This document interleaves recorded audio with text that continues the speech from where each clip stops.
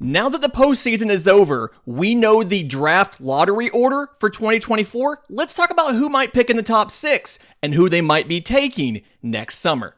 You are Locked On MLB Prospects, part of the Locked On Podcast Network, your team every day.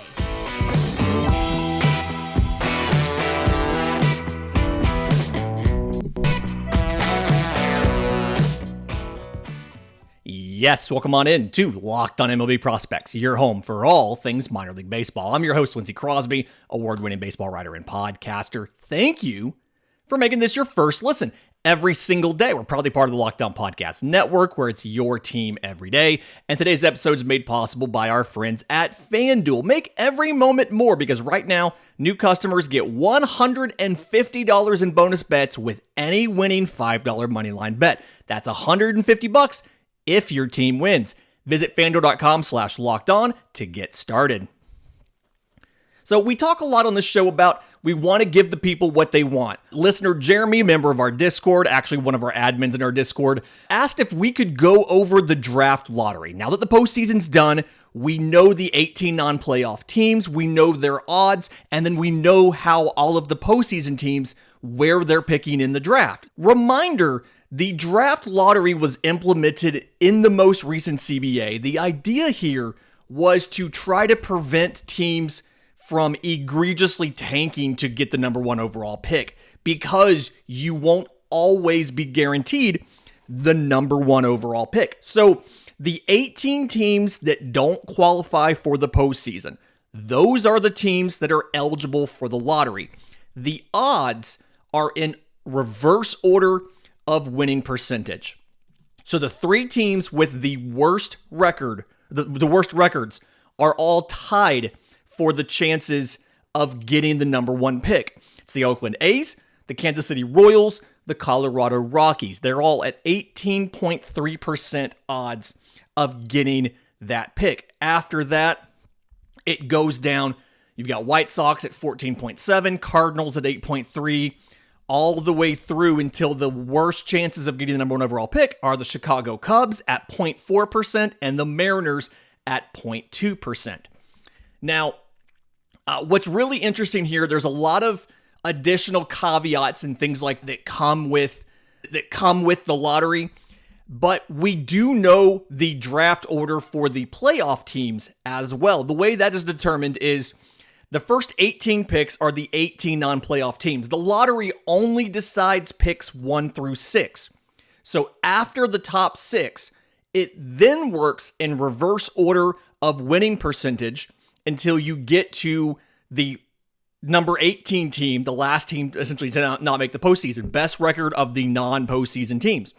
For the playoff teams, it goes in order of postseason finish. So your clubs that lose in the wildcard series select before clubs that lose in the division series, before clubs that lose in the league championship series, and then the World Series winners, the Texas Rangers, pick number 30, while the World Series losers, the Arizona Diamondbacks, pick right before them at 29. So we know 19 through 30, pending signing a guy with a qualifying offer and all of that. The Miami Marlins will pick 19, the Brewers will pick at 20, Tampa Bay Rays at 21, the Blue Jays at 22, the Twins at 23, the Orioles at 24, the Dodgers at 25, the Braves are at 26, Phillies at 27, Astros at 28, Diamondbacks 29, and Rangers 30th.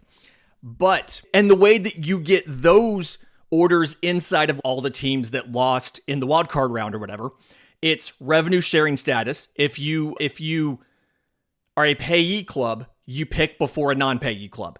And then it's reverse order of regular season winning percentage. But for the lottery, there's a couple interesting things that are going to impact stuff here. The number 1 is the Washington Nationals. So the Washington Nationals pay into the revenue sharing model. And there is a clause in the CBA that says you cannot have back-to-back lottery picks if you pay into the revenue sharing pool. And the Washington Nationals picked number 2 last year. They took Dylan Cruz. And so the Washington Nationals cannot pick higher than 10th this year. It does not matter if they would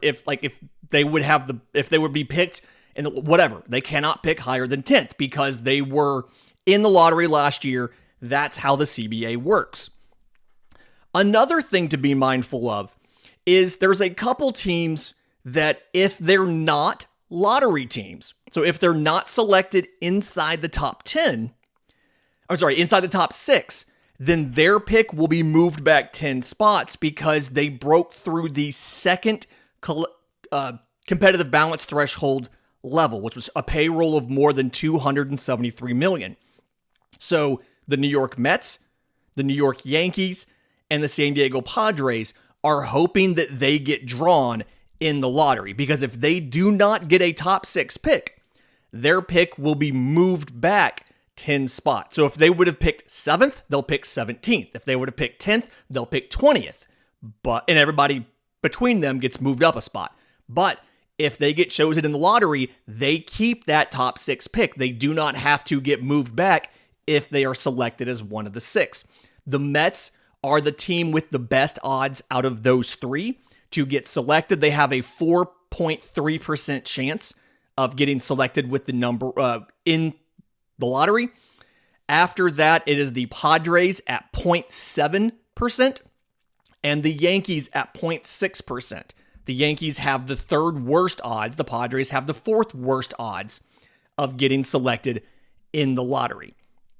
Another thing to think about here is the prospect promotion incentive is going to give some additional picks after the first round to some teams. If you look at, this is what happened with the Mariners last year with Rookie of the Year. Julio Rodriguez won Rookie of the Year. They got an additional pick. And so you're in a scenario, and they actually had 3 first-round picks because they also, I believe it was a compensatory pick for a free agent signing. I can't quite remember exactly what it was, but they had 3. You're in a scenario this year where the Orioles, Gunnar Henderson is the favorite for Rookie of the Year. He's probably going to win that. The Orioles can get another pick. And then the Diamondbacks, Corbin Carroll is the favorite for Rookie of the Year in the National League. The Diamondbacks can get another pick. So the Orioles and Diamondbacks can be in scenarios where the Diamondbacks can be very similar to the Mariners last year, where they can have almost back-to-back picks, because I believe the way it would work is they would pick 29th, and then they would pick 32nd, because I think the Orioles will have pick 31 because of the payee structure and all of that. So they'd pick 24 and 31 if Gunnar wins, and I believe Arizona would pick 29th and 32nd if Corbin Carroll wins, because both of them brought those prospects up to open the season, got a full year of service time, and won Rookie of the Year, or are expected to win Rookie of the Year. We'll officially get that next week. Now, the other part of the prospect promotion incentive is you also have the ability to earn additional picks based off of MVP or Cy Young finish. And the MVP and Cy Young, there are no rookies in those categories. Your finalists for MVP, American League is Ohtani, Corey Seager, Marcus Semien. National League is Ronald Acuna Jr., Mookie Betts, Freddie Freeman. And then for Cy Young, the American League is Garrett Cole, Kevin Gausman, Sonny Gray. And the National League is Zach Gallen, Blake Snell, Logan Webb, which, golly, National League West, just owning that. The other rookie candidates, the other Rookie of the Year finalists, Tanner Bibby, the Guardians, Tristan Cassis of the Red Sox, James Outman of the Dodgers, Cody Senga of the Mets. I don't think Outman was on at least 2 of the 3 top 100 lists to open the season, so I don't believe he would get them one if he were to somehow beat Corbin Carroll, but he's not going to beat Corbin Carroll. I'm not sure if Senga was either. He may have been. I'm not 100% sure because of the international status. That's always a little bit confusing there. Bibby was a top 100 prospect, and I believe Cassis was as well. So they all would technically be qualified. But again, Gunnar Henderson, Corbin Carroll are virtual locks to win their respective Rookie of the Year awards in their leagues. In just a minute, let's talk about some of the players who are candidates for those number 1 overall picks. This is a popular request from our Discord. We'll do that next right here on Locked on MLB Prospects. But first, today's episode is brought to you by our friends at FanDuel. You can score early this NFL season with FanDuel, America's #1 sportsbook, because right now, new customers get $150 in bonus bets with any winning $5 moneyline bet. That's $150 if your team wins. If you've been thinking about joining FanDuel, there's no better time to get in on the action. The app is incredibly easy to use, and there's a wide range of betting options, including spreads, player props, over-unders, and more. Visit FanDuel.com/lockedon to kick off the NFL season with FanDuel, an official partner of the NFL. Okay, looking at some of the candidates to be those lottery picks, those top 6 guys, this is where I'll also point you to a previous episode. October 27th, we brought on Mark Etheridge of D1Baseball.com to talk specifically about the number one, or the first round candidates, and especially the number 1 overall candidate out of the SEC. So October 27th was the episode. If you're on YouTube, there'll be a little thing up in the corner right here. You can click on that. It'll take you to that episode. So this is going to be the non-SEC guys who are in the running for number 1 overall or a lottery pick in the top 6. And it's a lot of position players. That's something where it feels like you always see pitchers go in the top 10, but it's very rare pitchers go number 1 overall. Obviously, Paul Skeens was an exception. That was something where even he was not expected, based on sheer talent, to go number 1 overall. That was Dylan Cruz, but financial concerns. There's other issues that come along with who's the number 1 overall pick. It's not like the NFL where it's simply the best player, although there it feels like it's really driven by quarterbacks as well. The first guy I want to talk about, outfielder Vance Honeycutt of the University of North Carolina. He's one of those guys that fits the profile the best of a 5-tool player in college baseball. His speed is, I've seen a lot of 65 to 70 grades on it. His power is seen as 60 grade, and then he plays a really good center field. So it's something where he's made improvements from his debut year in 2022 to his sophomore season in 2023. He got better at some of the aspects that he had to improve on. His chase rate significantly dropped. He got much better. I do wonder how much of Vance Honeycutt's chase rate going down was him being pitched differently. When you watch UNC in 21, you watch UNC in 22, it really feels like they pitched around Vance Honeycutt a lot. He did not see as many hittable pitches, and so I wonder how much of that is natural improvement and how much of that is, well, it's obvious that I'm going to get 4 balls here. They're all going to be off the plate, and I'm going to end up walking. So he did also lower his strikeout rate. We saw him go from 29.7% to 20.4%. Again, the question there is how much of that was natural improvement and how much of that was, it was obvious he was not going to be challenged by very many opposing pitchers. He didn't bat 300, which in college is one of those, you expect a guy who's going to be a first-round pick to bat over 300, and he has not done that yet. One of the better defenders in this class, I think, or in the candidates to be in the top here. Again, really good speed, plays a good center field, is loved in the clubhouse and the dugout. Question's going to be just the sheer contact ability and the pitch recognition. When he gets challenged by a good pitcher, what is the outcome there? And can he bat 300 in his platform year, in his draft year? Another guy, middle infielder Travis Bazarra out of Oregon State. The rare Australian college basketball player, came out of Australia. And really interesting because there's questions about, can he stick at shortstop, or is he going to end up being at second base? He's played a lot of second base so far in his career. As I understand, he's going to be playing more shortstop this year for Oregon State. They're in the Pac-12. But seen as one of the best pure hitters in this draft. So probably a plus hit tool. And then the pitch recognition is what's seen as elite. He does not expand the zone. He does not chase. And he is willing to, he's one of those hitters that will not overcommit. He will take what you give him and he will hit whatever you get him. He's also very frustrating to face as an opposing pitcher because he is known for just fouling off pitch after pitch that is borderline until he gets something that he can hit. It feels like in 2023, he got better at hitting for power. It was a lot of gap-to-gap line drives, and he picked up more over the fence power and a lot more home run power. And he still kept that gap-to-gap and approach where he can take something the other way, shoot a line drive to the left center gap. He can hit a home run right, whatever. So really impressed with the all-around offensive game there. His question is going to be defense. Again, he played more second base than shortstop. He's supposed to be moving over and playing more shortstop this year. The arm, I think, is a lot of what I've seen is average or so. And so the question is, does his range, he looks pretty good as far as the quick twitch reactions and the movement laterally. The athleticism's there.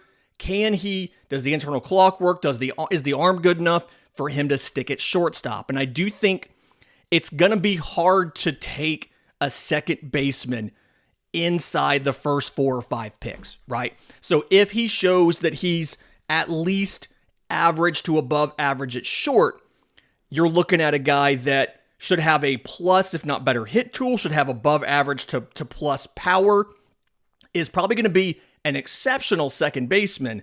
But if he can be an above average shortstop, then you're looking at a candidate to go in that lottery range, in that top 6. Speaking of a guy with a defensive question, Jay Weatherholt of West Virginia, left-handed hitter, has power to all fields.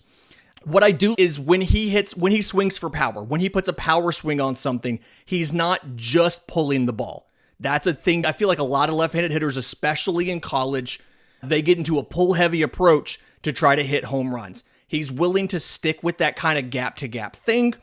It doesn't pull too much.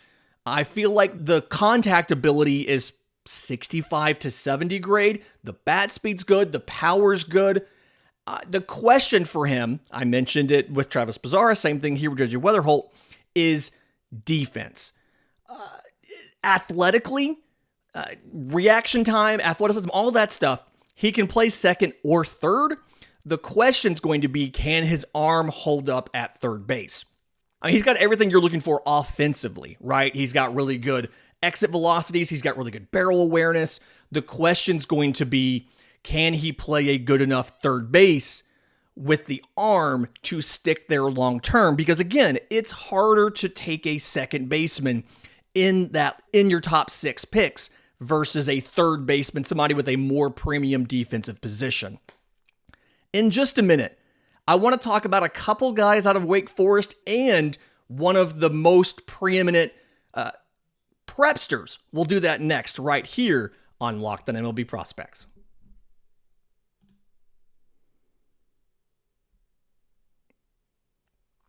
Welcome back to Locked on MLB Prospects, wrapping up our 2023 MLB Draft Lottery show, talking about who's going to have a pick inside the top 6 and who they might take. And speaking of, if you want to watch that, the actual draft lottery itself, it's going to be December 5th. They're going to actually do the drawing at 3:30 p.m. Eastern time. It's going to be at I think that's the winter meetings in Nashville.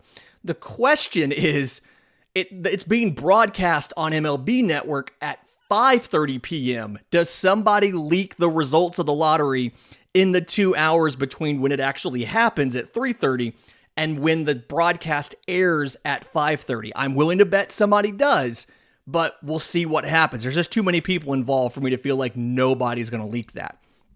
But either way, if you're picking at 2, you're picking at 4, you're picking in the first round in general, you're going to be spending some time, your scouts will, at Wake Forest. Wake Forest had a great run in the College World Series last year, and behind Rhett Lauder, great arm. and they sent a lot of guys to the bigs. And it's okay, guess what? They reloaded. They got the number one transfer pitcher in Chase Burns out of Tennessee, transferred to Wake Forest for, we're assuming, his final year before the draft, as well as plenty of other draftable pitchers and hitters. Burns, to me, is probably the number one non-SEC pitcher in the draft. Again, we did the SEC show October 27th. We'll put a little card up there if you want to click on it on YouTube to go watch that show. We talked about first rounders out of the SEC, not only Jack Caglione, but Hagen Smith, all those other guys.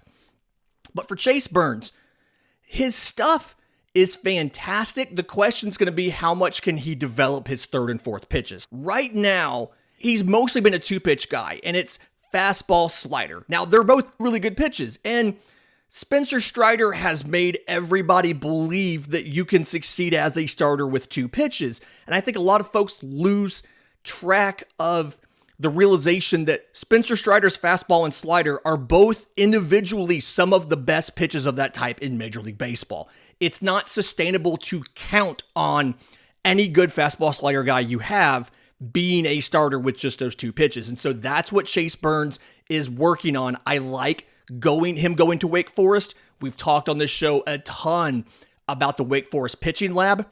And I feel like if any school is going to be able to help him develop these secondaries, it's going to be Wake Forest. So on the fastball slider, again, really good pitches. The fastball sits mid to upper 90s. He's touched 101 with it. And I expect him to be able to more consistently keep it up towards 100 as he gets more biomechanically sound. His delivery is a pretty good delivery now, don't get me wrong. It's not like it's bad, but I trust Wake Forest to get it as streamlined as possible. To go along with it, he's got a really firm slider. It sits mid to upper 80s. It's same thing. It's touched 90, but he usually throws it 86, 87 miles an hour. It's a two-plane breaking slider. It's not a sweeper. It's a two-plane breaking slider. And it has more, it's even on horizontal and vertical break, so not as much sweep, but it's a very, tons of spin to it. Spin rates are incredibly high. He's really good at locating the slider and the fastball both, and they tunnel really well out of the hand. So he may throw you a fastball up and in, and then he may throw you a slider down and away, and halfway to the plate, they look like the same pitch. And then the fastball stays up and the slider just dives away from you and there's no shot you're going to hit it.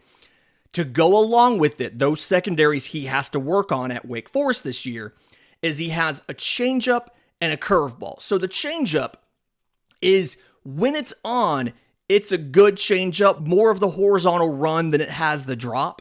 But the issue is command of it. Being able to put it where he wants it hasn't always been great all the time. It's been consistent. Sometimes he can spot it where he wants to, sometimes he can't. It's a third pitch, and I feel like most of what it does, or what he's been able to use it for in the past, has been using the velocity change when guys are sitting on the fastball more so than using the movement and the location to get a guy out. Working on consistency for the changeup, and then the curveball is it's one of those bigger vertical breaking curveballs. He started to use it a little bit more last year than he did his first year, but I think one of the issues with the curveball is it's not always super competitive, right? When it's working well, big body, got late drop to it, but it doesn't always have consistent break. And so when it doesn't have that consistent big break, it has that visual profile of coming up a little bit out of the tunnel and then not breaking as far as it should, and it becomes a lot more hittable than it needs to be. You're looking for consistency on the command of the changeup and then consistency of the movement, the shape of the pitch for the curveball. Those are the two things Chase Burns has to work on this season at Wake Forest. All the reports out of fall are good. I feel good about it. I'm really excited to watch a lot of Wake Forest games this year. And again, it's not just because of Chase Burns. They have a lot of guys who should be high draft picks, including another guy who's a lottery pick potentially in first baseman Nick Kurtz. And yes, I know it's a first baseman, and it feels like This class, we're talking a lot about the hitters and not a lot about the defensive guys, and first basemen typically aren't lottery picks. Nick Kurtz has some of the best batted ball metrics of the last 2 years in college baseball. I think he's probably the best power hitter in this entire class. His bat speed is some of the best bat speed in the entire country. He very rarely expands the zone. I think he could get by in left field if you wanted a little bit more premium defense out of him, but honestly, I'd rather him play first base simply because he was not running as much. The profile here, we don't do comps, but the profile of the type of player, he reminds me a lot of a Matt Olson. As far as a little bit of a bigger guy that has a ton of power, it is hard to get him to expand the zone, although Olson struggled with that early this year. And so, could be the best power hitter in the class, and I think that comparison to Olson probably helps given what Matt Olson just did, even though he wasn't a finalist for MVP. Probably should have been over Freddie Freeman, but whatever. And so for Nick Kurtz, you're looking at speed-wise. He's an average runner, but he's good at taking the extra base and making smart decisions. So you're not as worried about that. You want the defense is average to above average. It's fine at first base. What you want to see is you want to see him hit for plenty of power. You don't want to see him have an issue with strikeouts this year. Thankfully, he'll have enough protection in that lineup where they can't pitch around him. He should get opportunities to hit. And honestly, I expect probably Tommy White and Nick Kurtz to battle for the home run lead in college baseball this season. We were asked, Mark in our Discord asked us to go into detail on the prepsters who should be first round picks in this draft. We're trying to get an expert on to talk a little bit more about that. It's like when I'm thinking about the DSL, guys in the DSL, there's just a little bit of lacking of bandwidth on my part to do that. But a guy that is in this conversation is Konnor Griffin, shortstop and outfielder out of Mississippi. He was supposed to be in the 2025 draft class. He reclassified to 2024. I think he's gonna turn 18 just before the draft. Not 100% sure. That does matter because if you remember, for Rule 5 eligibility, the question is when you join the organization, were you above or below the age of 18? So 18 and older is 4 years until you're Rule 5 eligible. Below the age of 18 is 5 years until you were Rule 5 eligible. Teams look at these things in their draft models as well as when they're making decisions. And some of the guys, I want to say it was Colt Emerson, I think, for Seattle.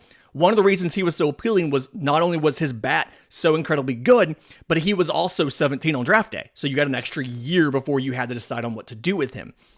So for Konnor Griffin, I honestly like him better as a center fielder than a shortstop. It feels, and this is all small sample size stuff, it feels like his speed is more so because of the long strides than maybe it is because of just the sheer speed that he has. And I'm wondering if he's going to be better in center field. He's a plus runner, but the strides are just really long. And I think more of it comes out of that than just sheer inherent speed. The arm is good. I think it's above average to plus. I think he'd be an impact center fielder. Projectability, he looks like he can add plenty of strength. I don't foresee him having an issue with losing that speed as he adds strength, simply because so much of it is based on the strides more so than the quick twitch athleticism.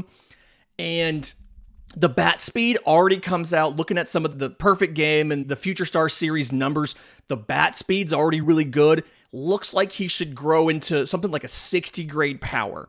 I think the thing you're working on this year is he's one of those tinker guys. He likes to tinker with his swing.